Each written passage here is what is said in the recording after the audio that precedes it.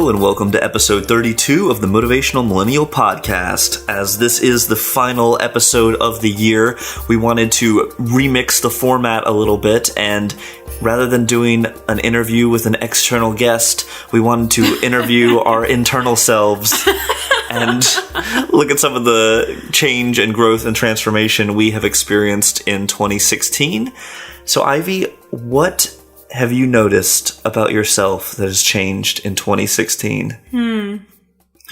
Well, first I just want to start by saying thank you. I want to start with gratitude right now. I think at the end of the year, it's a great time to reflect with gratitude. I know we get a little bit into the habit of doing that more formally around Thanksgiving. Everyone's talking about gratitude, but the end of the year and going into the new year is a great time to do that. So just so much gratitude for all of the guests that we have had on the show who were willing to come on and share their wisdom and be vulnerable with us. So much gratitude to all of you listeners for coming along for the journey with us. And such gratitude toward you, Blake. Well, thanks. I have gratitude for you, Ivy. I know. And I have gratitude for the fact that you express your gratitude regularly. Oh, thanks. I'm appreciative that you appreciate me showing my appreciation. It's like you would think we're kidding, but we're totally not kidding.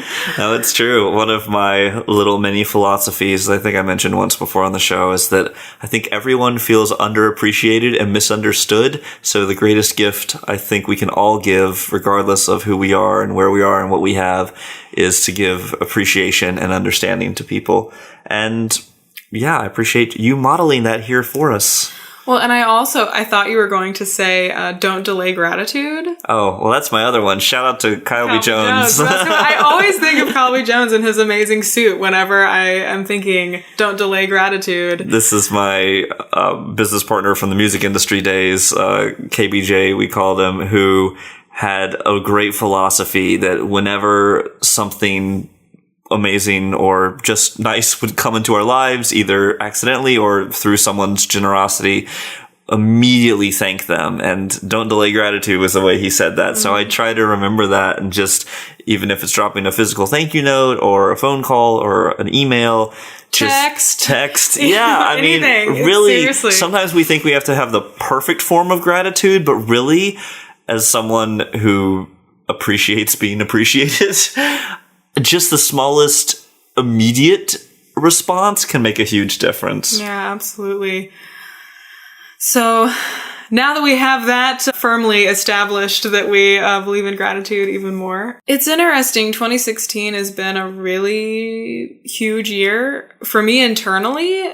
I started doing coach training in January, did a few classes, and then started the actual certification training program. So I've been in it for a year, essentially. And that's resulted in a huge shift in how I see the world, how I see relationships and communication, and how I see the wholeness of myself, actually. And it's interesting. So the other day, I put on this sweater I hadn't tried on in a really long time. And I put it on. And like many of my long sleeve shirts my entire life, there is a 2 to 3 inch gap between where my hand starts and the sweater ends, because I have unusually long arms.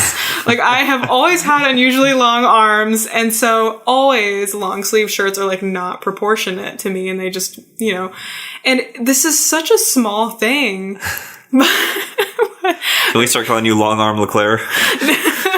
Please don't. Okay. I was it was so funny in middle school. For the girls out there know what I'm talking about. In middle school, we had to, in order to judge whether or not our shorts or skirts were too short, they had to be longer than the length of our arms. And I distinctly remember having friends come to my rescue and be like, she has abnormally long arms. They probably didn't say abnormally because we were 12, but they were coming to my rescue and being like, but her arms are just really long. It's just not fair. This really happened. And this is such a small thing, but it was funny. I saw that gap and like, it just made me laugh. And I actually felt appreciation for my body. And I was just like, this is so funny. I think it's so great and amazing that I am like basically perpetually going to have bare wrists and long sleeves, because I was coming instantaneously from this place of feeling love for myself and my body, but also knowing that the fact that I have longer arms than whatever standard is in fashion or, clothing isn't kind of any kind of referendum on me. And it's such a small thing, but I think if we're all honest with ourselves, we might be really surprised by how many things, random things, commercials, things people say, feels like the message is, I'm not good enough. Mm-hmm. And I was so used to living my life that way that would be the message. For years, I'd be like, dang, I shouldn't even wear long sleeve shirts because it's just so obvious that I have weird long arms, and what's wrong with me for not having the most, perfectly it's a small thing. And this is obviously just an example of that shifting mindset. It's not like my New Year's resolution was like, I want to be comfortable with the fact that I have long arms. No, but it was a result of the fact that I took steps toward really loving myself more as a person, feeling whole, feeling good enough in the world. And it's resulted in now much less anger and shame over like the tiniest, most random things coming into my mind. I literally was just like, this is so funny. And I just was happy about life. Yeah, I think you can easily ask yourself a question. What is it that I wake up in the morning and look in the mirror and judge myself about? Because I think we probably all have something like that, or many things like that. And they could be physical traits. They could be things about our life or our situation or our personality. And accepting those things is the most powerful act we can do, because it takes the power away from the shame and the judgment and the fear. Because really what it is fear.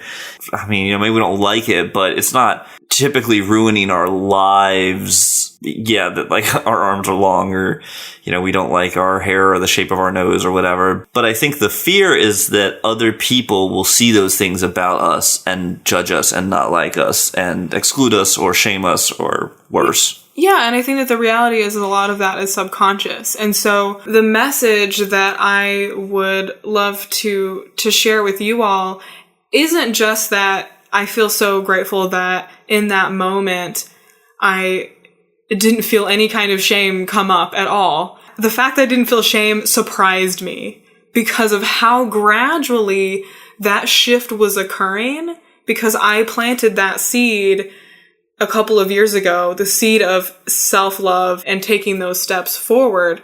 And so that's one thing that when we're wanting to change or wanting to achieve a goal or become nicer or become more generous or whatever it is we're wanting to see more of in ourselves, we might have this feeling that it needs to happen immediately and then be missing all of the gradual shifts and changes. Because in that moment, I didn't have to think to myself that I needed to love my body the way I just did. Mm-hmm. It started out with, number one, to your point, looking at what are the messages that I'm sending to myself that are disempowering. So recognizing them and then catching yourself in those moments, not beating yourself up for feeling them, and then releasing them. And eventually over time, you just don't have the thoughts at all. Mm-hmm. And for some of us, that may be a longer journey than others. But what's so brilliant is as you're moving forward on whatever path you're trying to create for yourself, there's going to be a moment where you're like, holy mackerel, I can't believe that I'm at this place.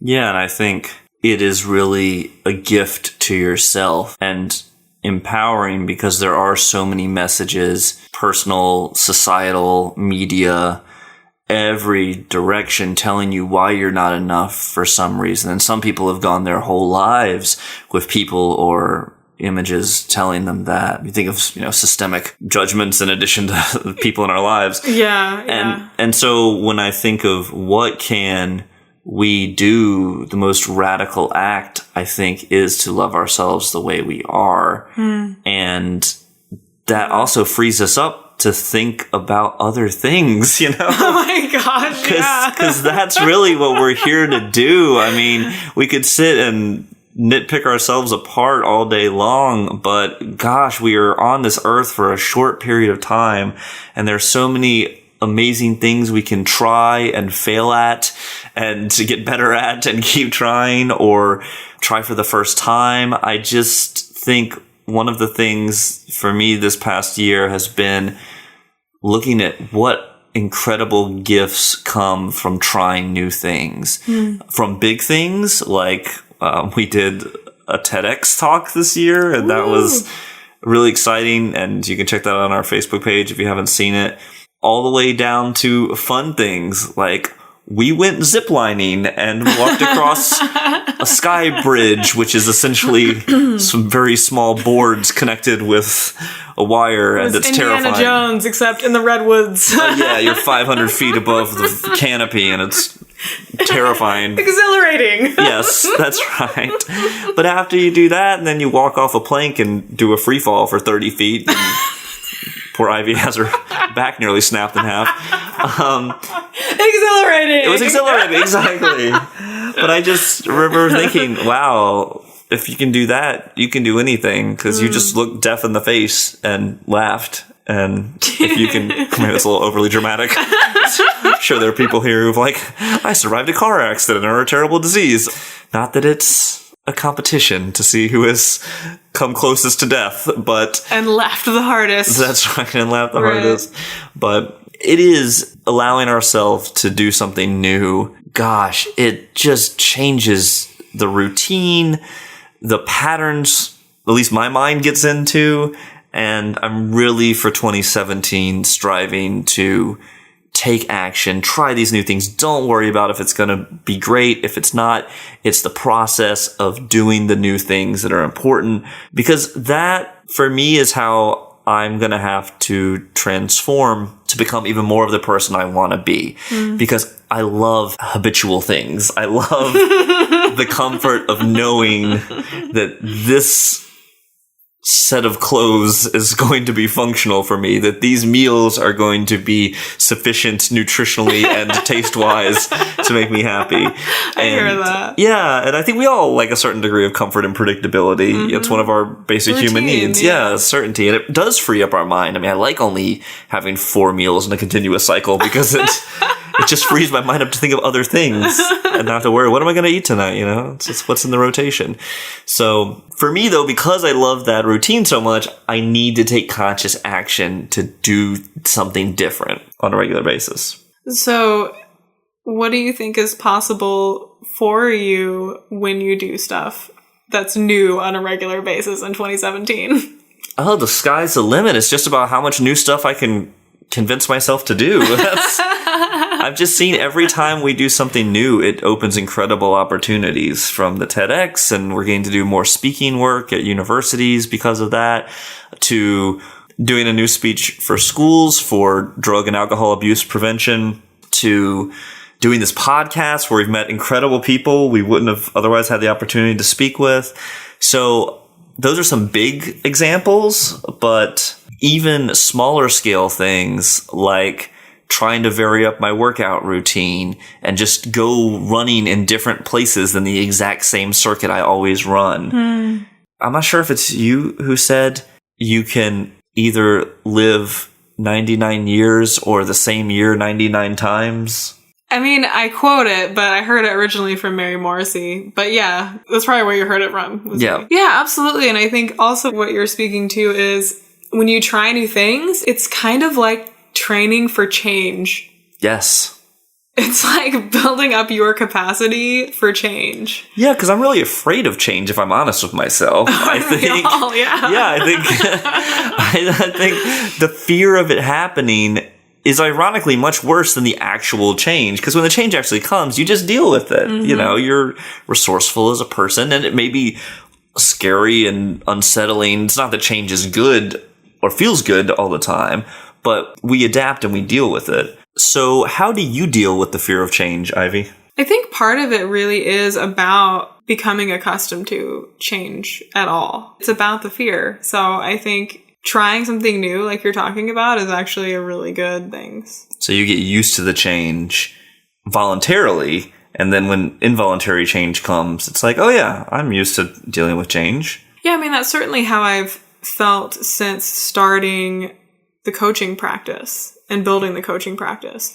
Because that process, I mean, obviously it's going to be ongoing, but starting it and putting myself out there in order to get clients to start certification was incredibly vulnerable and emotionally challenging and daunting in ways that I didn't anticipate. And having to overcome all of those internal saboteurs and to create the change in my identity that was needed to put myself out there and to hold that type of space for people really showed me what I'm capable of in regard to handling change and also initiating change. So to your point, I initiated change by deciding, okay, I'm going to become a coach and I'm going to start a coaching practice. And it was really, really hard. So even though I initiated that change, it was really hard, and initiating it helped a little bit. But now that I really stuck to what I initiated, because I was so freaking committed to it, I stuck to it. And it was like one of the hardest things I've honestly ever had to do. But because I was so committed to it, I now feel a lot more prepared, or prepared in a different way for change that may come my way that's really hard and challenging and uncomfortable that I did not initiate, right? It's like I can see now what I'm capable of handling and doing. Yeah, and I think you had a vision that helped you keep going. Because I remember, especially early on, there were a lot of doubts, which I think there are with anything before it's proven to you. Because now, you know, you have coaching clients, you've been helping people, you've seen results for them and for yourself. And it's easier to say, yes, this can work. It will work. It's just about being patient and building it. But before you have that first client, there's so much uncertainty. Will this work? Am I good enough? And so I just want to applaud you for sticking with it and pushing through that initial hurdle of uncertainty to get to where you are now. Well, it's taught me a lot about not only, as I mentioned, what I'm capable of, but it's taught me a lot about what other people are capable of. Mm-hmm. It has taught me a lot about what people can do despite their fear, despite their pain, what people can do when they have clarity and passion. And it helps me relate to people in an even better and deeper way because of it. So we touched a little bit on what has changed for you. You talked about creating new things, but I'm curious. So it's December 27th, 2015. How do you think that you have changed the most from December last year to December this year? So I see what you're saying.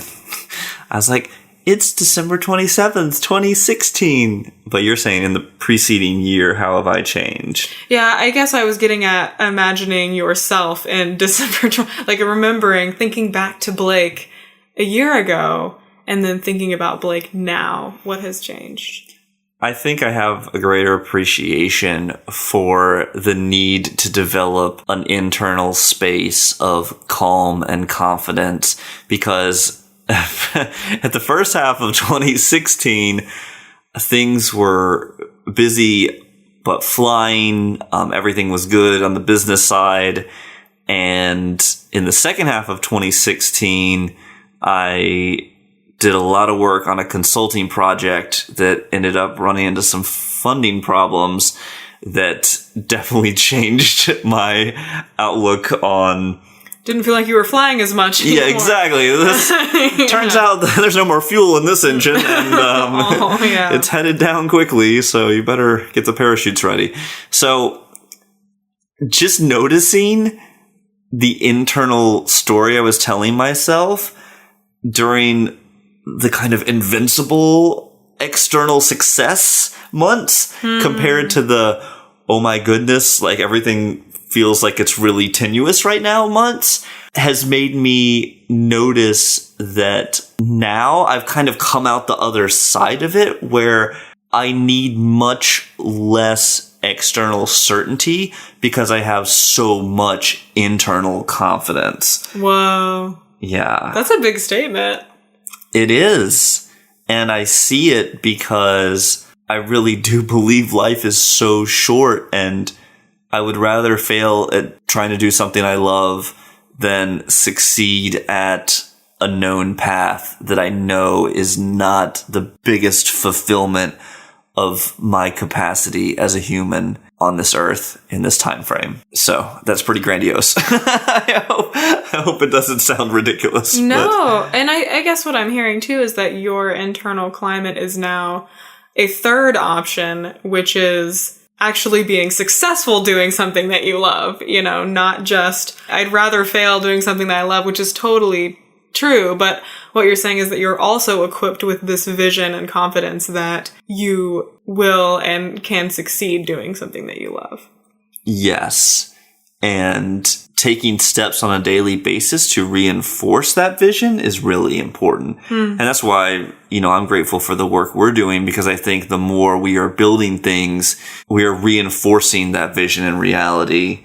And, to our listeners who've been along for this journey, I am truly appreciative, because some people have directly given us feedback, which is awesome, but just knowing that people are out there listening and that in some way this is meaningful to them and hopefully impacting their lives, that is really reassuring and encouraging to keep going, keep creating new things, and to do more powerful things that make a bigger difference in people's lives. But you have to start somewhere. I think that's another thing I've changed, or we're all works in progress, right? I don't want to say like I've got this totally under control, but really trying to release the perfectionism, because it is so brutal and it stops me so much from doing things that can really be meaningful in the world. So what is your one hope in regard to your personal transformation in 2017?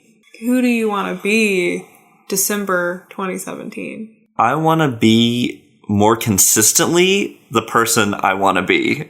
If that's not too circular. I think right now I have some days where I'm just killing it and I'm in the zone. And I have other days where I feel like I can't get anything important done. And I recognize I have enough self-compassion to know that all of those days are important.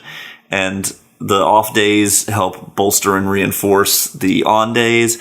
But I really like what Tony Robbins says about emotional mastery, in the sense of being able to harness your emotional state to be the person you want to be on a daily basis and even an hourly basis. So you're saying that part of who you want to be is someone who has emotional mastery to be who you want to be. Mm-hmm. So I'm wondering, what are the characteristics of who you are wanting to be? Yeah, confident, creative, playful, supportive, expressive, fun, hilarious. Check. Hashtag, you know it. No. Yeah, I think those are some of the aspects. How about you? What is your hope for who you want to be in 2017? I really want to continue on this path of joy. I would say that because I started on the path towards self-love, and because small things in my mind, like seeing the gap on my wrist and like being happy and joyful about it, they add up. They've added up a lot.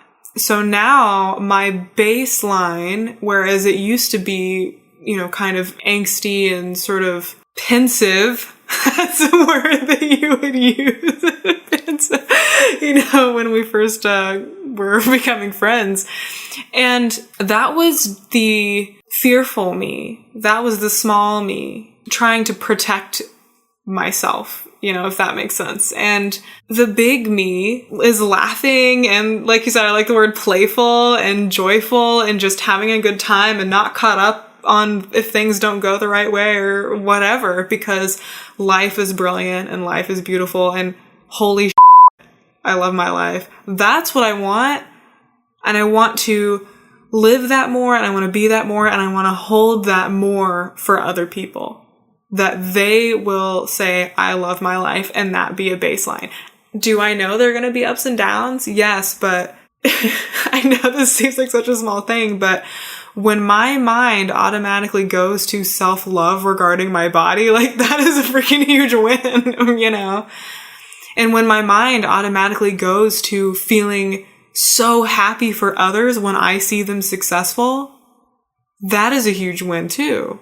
Because when I was in my small space, I took other people's success to mean, oh my gosh, like I'm never going to be that. So all of these things add up to a more joyful way of living life and a joyful way of being. Yeah, I think it's important to celebrate those transformations, even if, like you said, they may seem small, because they're really important and they're cumulative. Mm-hmm. And so I think so often the comparative mind can look at us and say, oh, well, yeah, I mean, I changed this little thing, but this person changed their whole world, and in 90 days. In 90 days. That's right. Here are the photos before and after. And it can be easy to minimize our own successes, but you know what? You are the only person living your life, and it's really important to celebrate the successes you have, big and small. And I have to try to remind myself of that sometimes, because the inner perfectionist and high achiever in me says, oh, yeah, sure, you managed to do that, but look at all the things you haven't done, So maybe then to wrap up this show, I'd love to hear, what are you celebrating at the end of 2016? I am celebrating resilience and hope, both on a personal and national level. I am celebrating creativity and vulnerability and changing from standards that we might have grown up with to standards we are choosing for ourselves, even when it's uncomfortable. I'm thinking specifically of the standards of academia that have really dictated my life from the time I was 5 until I was, 28. And even after that, I mean, living in a very professional role, I think continued that. So I am celebrating those transformations, and I'm really celebrating Motivational Millennial too. Yeah. I think we have a lot of clarity now on the direction we're going, and sometimes you got to build the plane as you're flying, as one of our recent guests has said. That's so intense. I know. It's very reflective of the intensity, too. That's absolutely right. And in the next episode, in the after show of our interview with Tom Corson Knowles, we'll share some more specificity on what that vision is around growth and transformation. But I'm definitely celebrating this. And how about you? What are you celebrating? Well, I'm celebrating that I get to hang out with my best friend and create awesome shows like this one. Let's high five. Yeah. Woo! Boom. I'm celebrating all of the wonderful connections that we've made throughout the year with wonderful people and between wonderful people as well. Like really introducing amazing people to all of our amazing listeners. I'm celebrating as well a new sense of clarity around who I want to be for Motivational Millennial, for the world, and the direction that we're going in. So I'm really excited for 2017. I'm really excited to hit the ground running, to spend some time with family and friends over the holidays, to get rejuvenated and to get going in 2017. Awesome. So as we wrap up here, we just ask that maybe you reflect a little bit on what are you grateful for from the past year? What do you hope to create in the next year? And do let us know if there's any way we can support you. But we always believe in you, your ability. We always believe in you and that you deserve to live a life that you love. Amen to that. Woohoo! For show notes and upcoming guests, or to learn more about Coactive Coaching, the blog, and our other awesome offerings, visit motivationalmillennial.com. Keep in touch with us at facebook.com/motivationalmillennial. We'd love to hear from you. Shoot us an email with your thoughts, comments, and suggestions at podcast@motivationalmillennial.com. And tell us who you might like to hear from, or if you think you or anyone you know would be good for the show. The Motivational Millennial Podcast is edited by Christy Hostler and Team Podcast. Our theme music was composed and performed by Blake Brandis. Have a great week, Motivational Millennials!